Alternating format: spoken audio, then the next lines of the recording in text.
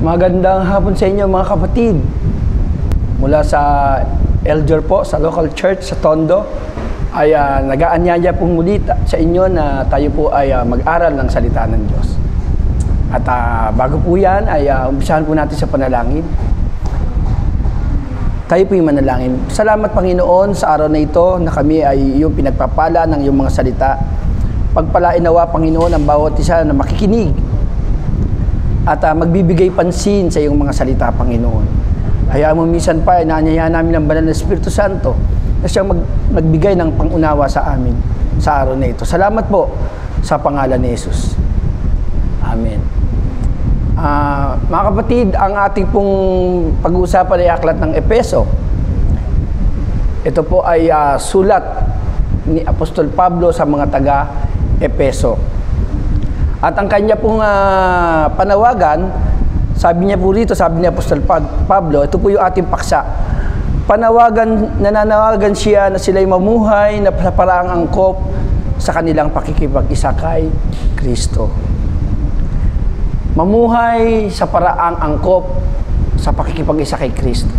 Tayo pong lahat, especially yung mga sumampalataya sa ating Panginoon, hindi lamang po sumampalataya, kundi tinanggap natin ang ating Panginoon at tayo po ay nakipag-isa sa Kanya. So nagsimula tayong manampalataya dahil ibinigay ng Diyos yung Kanyang grasya, yung kagandahan loob, at tinanggap po natin siya bilang Panginoon at sariling tagapagligtas at nagpasailalim po tayo sa Kanyang kapangyarihan. Tama po ba? Nagpasailalim tayo sa Kanyang kapangyarihan sapagkat siya yung ating Panginoon at isinuko natin yung ating buhay sa Kanya. Ibig po sabihin yan, ang Panginoong Diyos ang binibigay natin sa Kanya ang kapangyarihan na magpatakbo ng ating buhay. Tayo po ay magpapasakop, magpapasailalim sa kapangyarihan ng ating Panginoon bilang mga nakapag-isa kay Kristo. Naalala niyo po ba yung verse ng 2 Corinthians? Pero hindi po yun ang ating topic, no? Iko-quote ko lang po yun. Pero mamaya ko po yun sasabihin sa inyo. Iko-quote yung verse na yun. Pumunta po muna tayo sa Ephesians. Alamin po natin yung sinulat ni Paul na panukala ng Diyos dito sa Ephesians. Ang sabi niya po sa verse 1, chapter 1 ng Efeso, verse 7, tinubos tayo ni Kristo sa pamamagitan ng Kanyang kamatayan at sa gayoy pinatawad ng ating mga kasalanan. Gayong kadakila ang pag-ibig na ipinadama niya sa atin. Binigyan niya tayo ng karunungan at kabatiran upang lubos nating maunawa ng Kanyang lihim na panukala. Ito po yung ating lihim na panukala ng Diyos na isa sa katuparan sa pamamagitan ni Kristo. Pagdating ng takdang panahon, ang panukalang ito ay pag-isahin kay Kristo ang lahat ng nasa langit at nasa lupa. Bilang mga nakapag-isa, brethren, yun po yung simula. Tayo po yung pinagharian ng ating Panginoon at ang nais niya, dito po sa aklat ng Ephesians, kung mapapansin nyo, dito rin po na isulat yung one baptism, one purpose, one God, isang kaligtasan, isang pananampalataya. Dahil ito nga po yung layunin, sabi rito. Ang lahat ng ang panukalang ito na pag-isahin kay Kristo ang lahat ng nasa langit at nasa lupa. Bilang mga nakipag-isa kay Kristo, mga kapatid, angkop po ba yung ating pamumuhay? Tanungin po natin ng ating mga sarili. Kasi ko tinatanong ko rin po yung aking sarili. Angkop po ba yung ating pamumuhay bilang nakipag-isa kay Kristo? Kasi minsan po, mga kapatid, dapat nyo malaman, iba yung sinasabi sa ginagawa ng tao. Minsan ganun po yun ang pagkakaiba nun. Sinasabi natin, pero iba po yung ginagawa natin. Taliwas, ibig sabihin, hindi sila tali, yung hindi nagkakaisa. Iba yung gawa sa sinasabi. Kaya nga po sinasabi dito, ang panawagan ni Pablo, mamuhay na parang angkop sa kanilang pakikipag-isa kay Kristo. Bilang mga nakipag-isa, bilang mga sinurrender ang buhay sa Panginoon. Tinanggap si Lord bilang Panginoon. At isinuko natin ang buhay natin sa Kanya. At sinabi natin, Panginoon, Ikaw na magpatakbo ng buhay namin. So tayo yung nakipag-isa sa Kanya. Ibig lang sabihin niya, kung ano yung gusto ng Panginoon, dapat gustuhin natin. At kung ano yung ayaw ng Panginoon, siyempre, dapat ayaw natin. Yun ang pakikipag-isa. Lahat ng ayaw mo ay isusuko mo para sa Panginoon sapagkat ayaw ng Panginoon yan. Especially yung kasalanan. Hindi inalulugod ng Panginoon yan. At hindi nalulugod ng Panginoon sa sino man kung tayo nakipag-isa na pero iba yung pamumuhay natin. Kaya sabi ni Paul dito sa chapter 3, brethren, unang-una niyang pinaalala sa mga taga-Epeso ang pag-ibig ng ating Panginoon. Pinaalala niya yung dakilang pag-ibig ng Panginoon kung bakit kailangan nila makipag-isa sa ating Panginoong Hesus.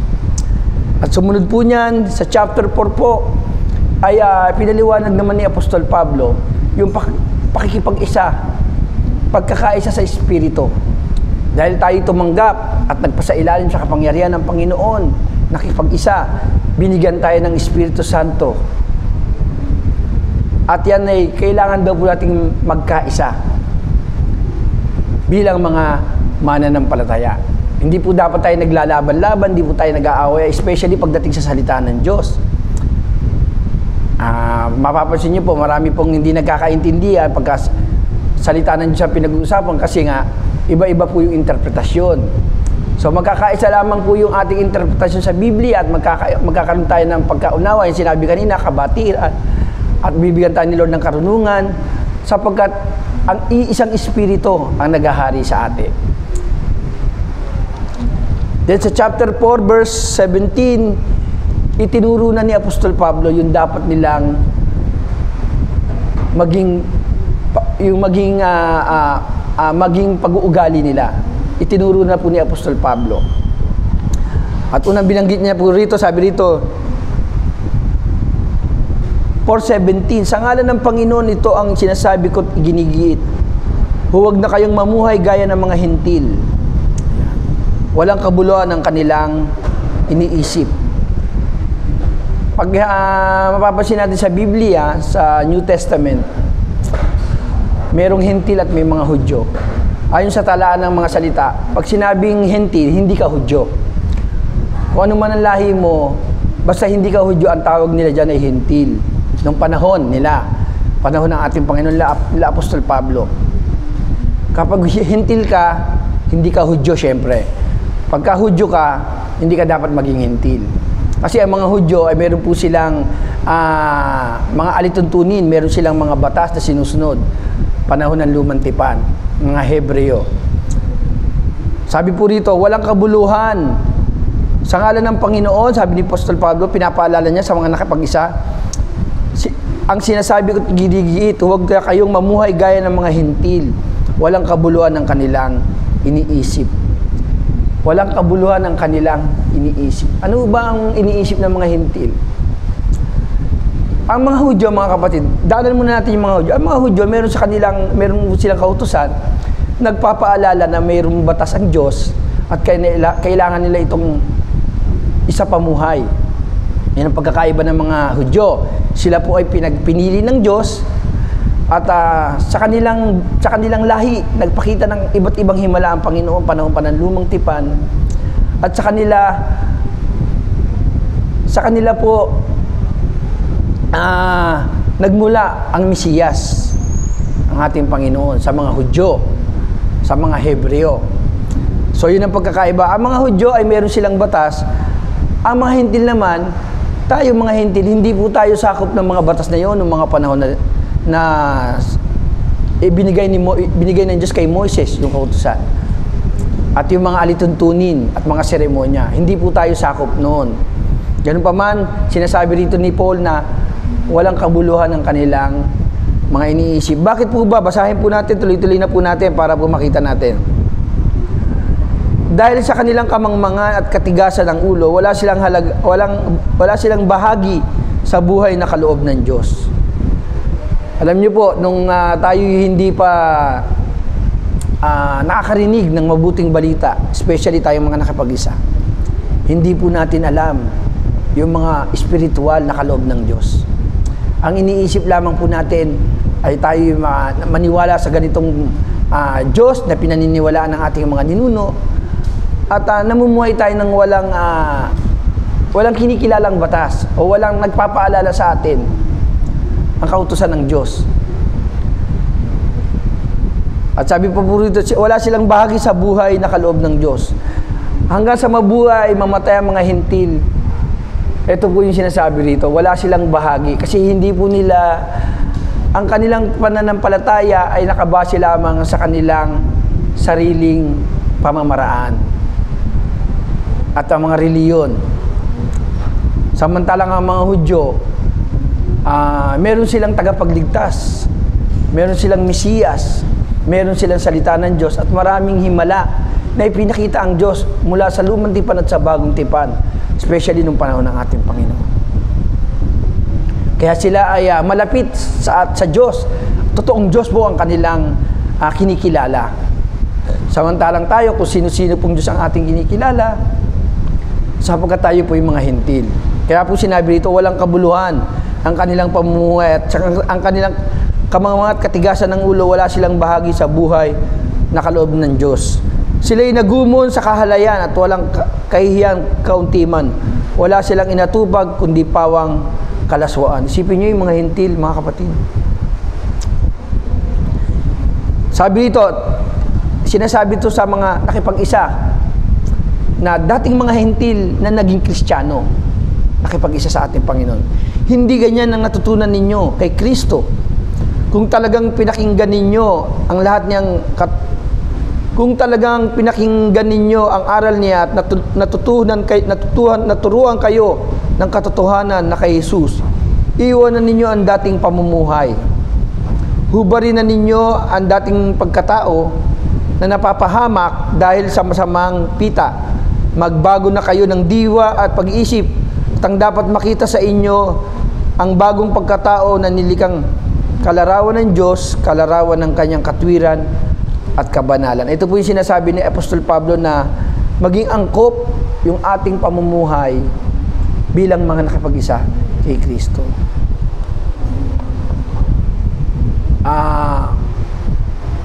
Na-experience ko po ito, mga kapatid.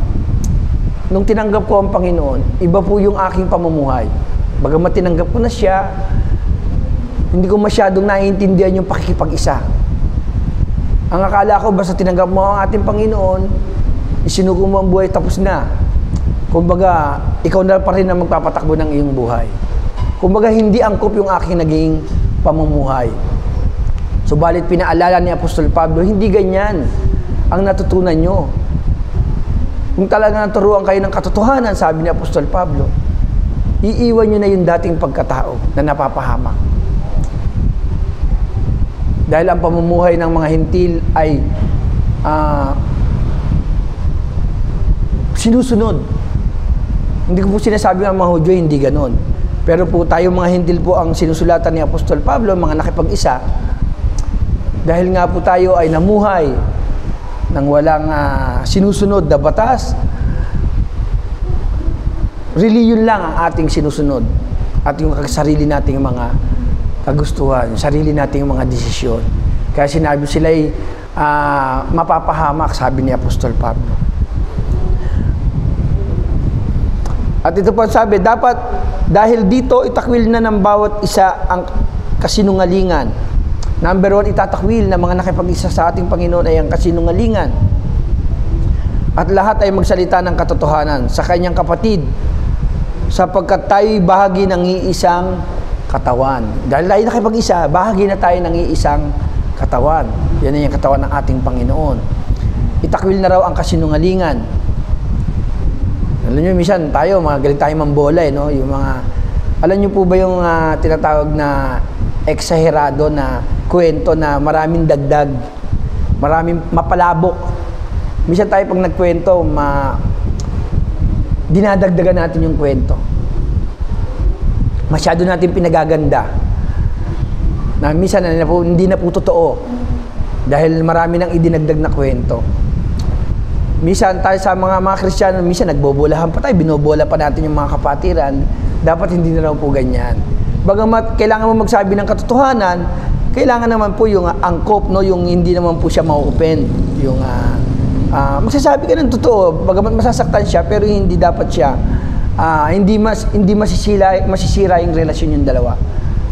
Pagsasabi lamang po yung katotohanan. Itakwil na raw yun, sabi ng Panginoon. Sabi ni Apostol Pablo.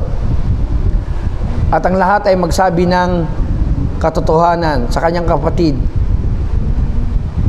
Kung mapapansin niyo mga kapatid, idinitali ni Apostol Pablo yung dapat maging ugali ng mga nakipag-isa kay Kristo. At dinugtong pa niya yung chapter 5 ng Ephesians. Dahil medyo mahaba na po yan, tatalo na po tayo sa verse.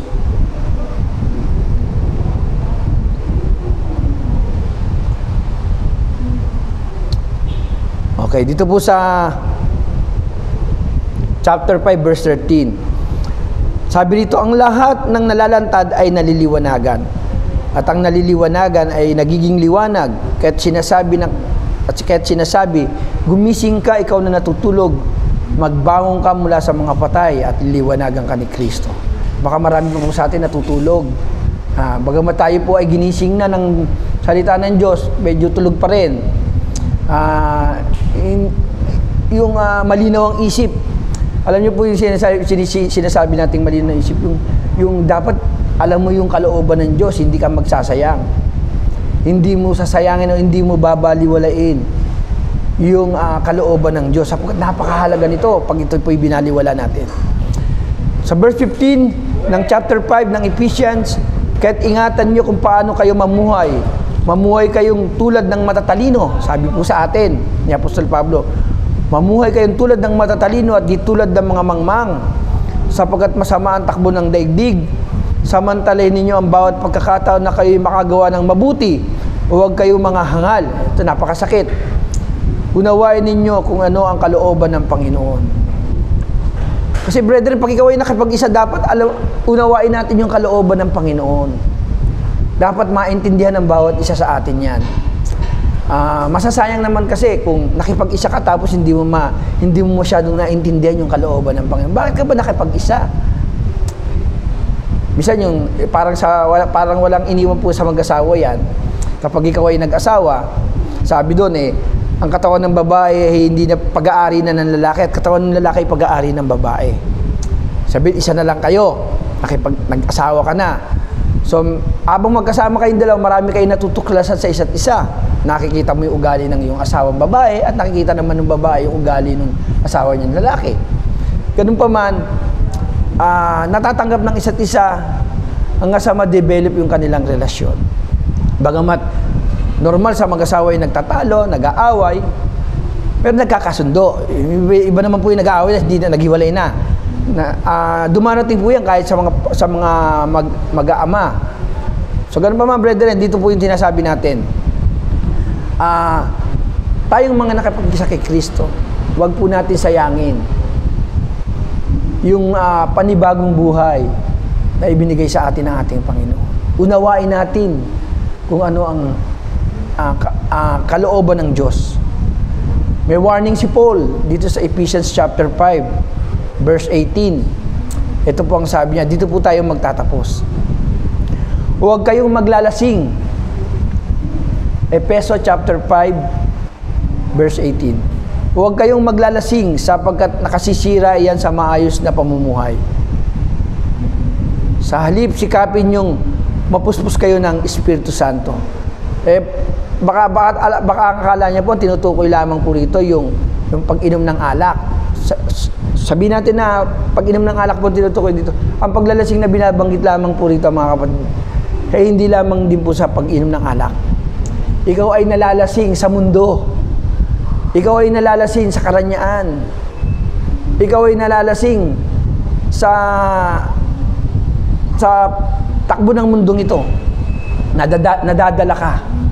Nawawala ka dun sa kalooban ng Panginoon. Sabi, huwag kayong maglalasing sapagkat nakasisira yan sa maayos na pamumuhay. So, tinutukoy din po yung pag-inom ng alak. Siyempre, bumababa po yung yung integridad ng tao kapag nalalasing. Kaya minsan yung taon lasing, kung ano yung sinasabi, naglulupasay, hindi nawawala na po siya sa kanyang sarili. Yan po yung mga nalalasing.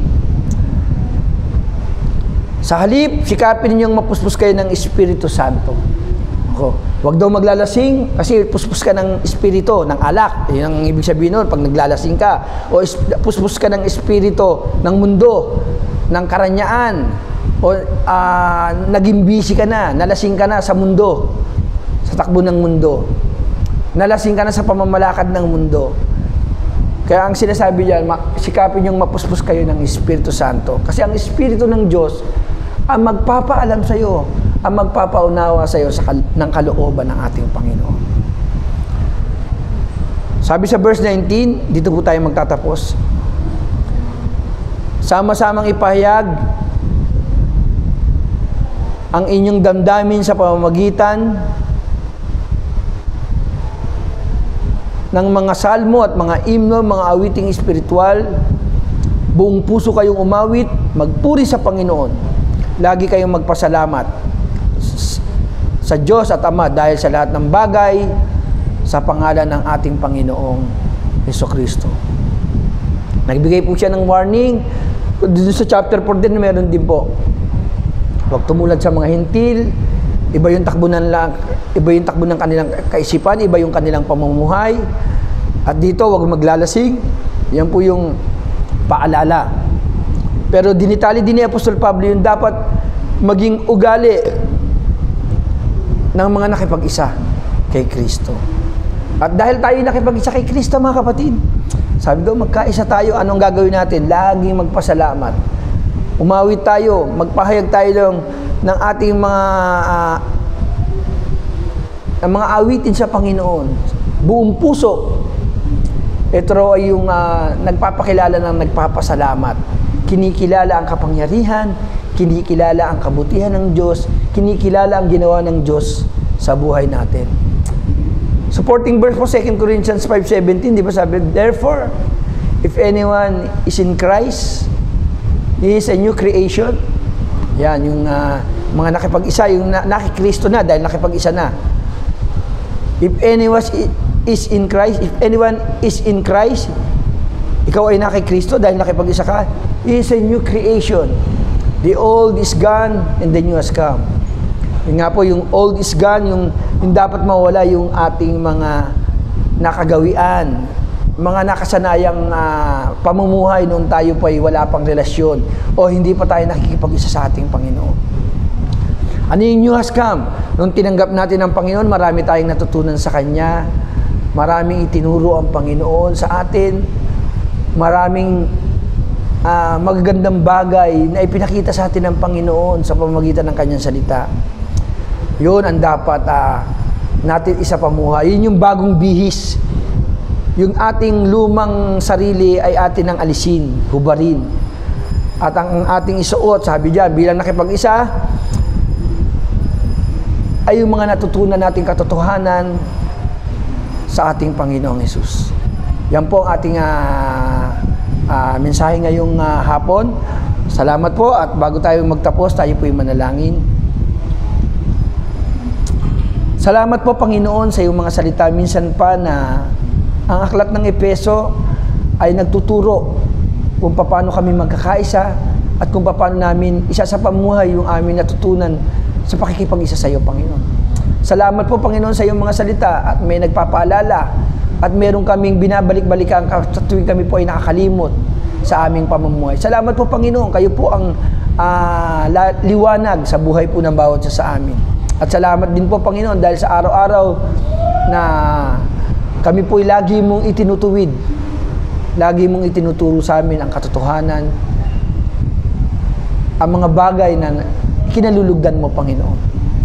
Purihin ka, Panginoon, pasalamatan ka ngayong araw na ito. Sa pangalan ni Jesus. Amen.